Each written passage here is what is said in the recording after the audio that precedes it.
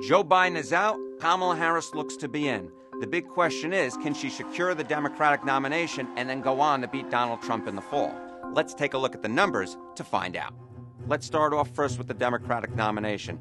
Turns out that 76% of Democrats nationwide say they'd be satisfied if Harris gets the nomination. So it looks like she's the likely Democratic nominee. Beyond the voters, Harris also has picked up a lion's share of endorsements so far. And it turns out that when it comes to presidential nominations, the person who gets at least 50% of the endorsements normally goes on to win their party's nomination. But let's put aside the primary for a second and let's talk about the general election. Can Kamala Harris beat Donald Trump? Well, when looking at a national polling average from 2024, she can't do any worse than Joe Biden, who led on 0 days during the calendar year against the former president.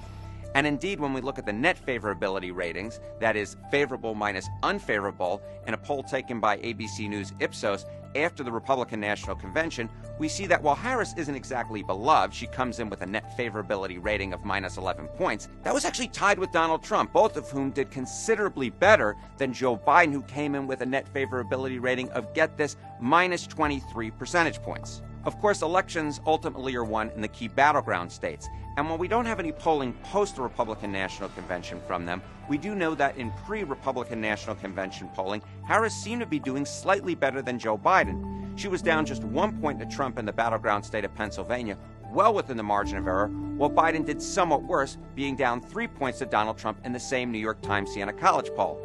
That may not seem like a big difference, but remember, elections in this country are determined by the slimmest of margins.